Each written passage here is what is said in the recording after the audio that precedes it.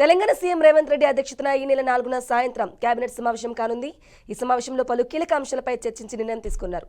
ఇక ఇదే అంశంపై పూర్తి సమాచారం మా ప్రతినిధి భాస్కర్ అందిస్తారు. భాస్కర్, ఈ నెల 4న తెలంగాణ కేబినెట్ సమావేశం కానుందని నేపథ్యంలో నేపథ్యంలో మొదటిగా ప్రధానంగా దీంట్లో కీలకమైన అంశాలు చర్చకు వచ్చే అవకాశం ఉంది. బ్రాహ్మణి ఏదైతే ఉందో మనం రైతులకు తెలంగాణ రైతులకు ఏదైతే ఉందో ఎప్పుడెప్పుడు అని ఎదురు చూస్తున్నటువంటి అంశం పూర్తిస్థాయిలో రైతు భరోసా అంశం మాత్రం పెద్ద మొత్తంలో చర్చ జరుగుతుంది.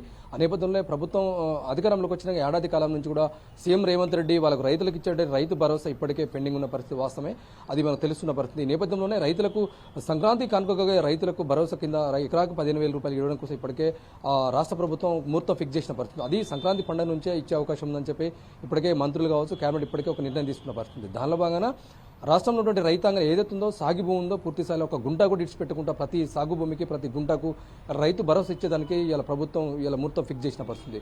దానిలో భాగంగా ఈ నెల ఇప్పటికే మొన్న 28వ తారీఖు డిసెంబర్ 28వ తారీఖు నాడు వ్యవసాయ శాఖ మంత్రి తుమ్మల నాగేశ్వరరావు ఇప్పటికే కేబినెట్ సమావేశం చేసినారు. దీనిపై పూర్తిగా చర్చ జరిగిన పరిస్థితి. ఎందుకంటే రాష్ట్రంలో వ్యవసాయ భూమి ఎన్ని ఎకరాలు ఉంది, ఎన్ని లక్షల ఎకరాలు ఉంది, ఆ నేపథ్యంలో జిల్లాల వారీగా తీసుకుని వ్యవసాయ శాఖ అధికారులతోటి ఇప్పుడు సంబంధిత మంత్రులు కావచ్చు, ఆ విధంగా ఉన్నటువంటి ఎమ్మెల్యేలు కావచ్చు, స్థానిక అంశాలను పూర్తిగా తీసుకుని రైతులైతే ఎవరెవరితో ఎలిజిబుల్ ఉన్నటువంటి రైతులు ప్రతి ఒక్క రైతుకు రైతు భరోసా ఇవ్వడం కోసం ఇలా ప్రభుత్వం ముందడుగు చేస్తున్న పరిస్థితి. దానిలో భాగంగా గత ఉన్నటువంటి టీఆర్ఎస్ ప్రభుత్వం ఏదైతుందో ఎకరానికి 10,000 రూపాయలు మాత్రం ఇచ్చింది. ఈ ప్రభుత్వం మాత్రం ఎకరాకు 15,000 రూపాయలు ఇవ్వడం కోసం ఇప్పటికే ముహూర్తం ఖరారు చేసింది. దానికి సంబంధించి ఆర్థిక శాఖ నుంచి కూడా అంత కసరత్తు చేసిన పరిస్థితి. దానిలో భాగంగా కీలక నిర్ణయం తీసుకుంది. నిన్న రేపు జరగబోయే కేబినెట్లో చర్చ జరుగుతుంది. దానిపై ఇప్పటికే ఒక స్పష్టత వచ్చింది. ఆ నేపథ్యంలోనే రేపు 4వ తారీఖు నాడు జరుగుతున్న కేబినెట్లో దానికి ఆమోదం పొందే అవకాశం ఉంది. అయితే లక్షలాది రూపాయలు పెండింగ్ ఉన్న రైతులకు ఇప్పటికే రైతు రుణమాఫీ చేసింది. 2 లక్షల రూపాయలు ప్రతి ఒక్క రైతుకు 2 లక్షల రూపాయలు రుణమాఫీ చేసిన పరిస్థితి ఉంది తెలిసింది. అయితే ఆ నేపథ్యంలోనే ఏదైతుందో రైతు భరోసా ఇవ్వడం కోసం గతంలో ఎన్నికల మేనిఫెస్టోలో పెట్టినటువంటి అంశమే కాకుండా అదే కూడా ఎన్నికల్లో అనేక సందర్భాల్లో ప్రచారంలో భాగంగా అప్పుడు పిసిసి ప్రెసిడెంట్గా పనిచేసినటువంటి ఇప్పుడు ప్రస్తుతం సీఎంగా కొనసాగుతున్న రేవంత్ రెడ్డి అనేక సందర్భాల్లో అనేక బహిరంగ సభలు చెప్పడం జరిగింది. దానిలో భాగంగా ఈ అంశాన్ని పూర్తిస్థాయిలో తీసుకొచ్చిన పరిస్థితి. రేపు జరిగే 4వ తారీఖు నాడు జరిగే కేబినెట్లో దీనిపై కీలకంగా సమావేశం జరుగుతుంది. ఆ సమావేశంలో పూర్తిగా దీనిపై ఫోకస్ చేస్తారు. ఇది ఈ ముహూర్తం ఫిక్స్ చేసిన పడుతుంది. సంక్రాంతి తర్వాత కూడా రైతుల ప్రతి ఒక్క రైతు అకౌంట్లో ఈ 15,000 రూపాయలు ఏదైతుందో అకౌంట్లో వేయడం కోసం ప్రభుత్వం ఇప్పటికే కసరత్తు చేస్తున్న పడుతుంది. దానిలో భాగం చూస్తున్నాం సాగు భూమి చేసుకుంటుంటే పెట్టుబడి వ్యవసాయం కింద మొత్తానికి ఎన్ని ఎకరాలు అవుతుందో జిల్లా వ్యాప్తంగా చూస్తుంటే ఉమ్మడి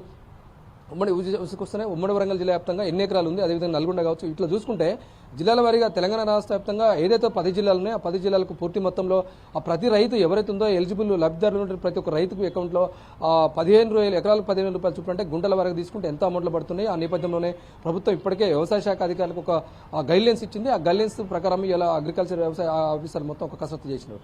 ఆ రేపు జరుగుతున్న క్యాబినెట్లో వాళ్ళకి లెక్కలు మొత్తం పూర్తిస్థాయిలో వస్తాయి. అంటే సుమారుగా ఎన్ని వేల కోట్ల రూపాయలు ఖర్చు అవుతుంది, ఆ ప్రభుత్వంకి ఎంతవరకు అవును ఆర్థిక శాఖ నుంచి అనుమతి తీసుకోవాలని చెప్పి ఇప్పటికే స్పష్టంగా సీఎం రేవంత్ రెడ్డి దగ్గరకు వచ్చినట్టు పరిస్థితి మనకు కనిపిస్తుంది. అయితే ఆ నేపథ్యంలోనే రైతులు వ్యవసాయ సాగు పెట్టుబడి కోసం ఎదురు చూస్తున్న తరుణంలోనే ఇప్పటికే వానాకాలం పెట్టుబడికి రాలేదు.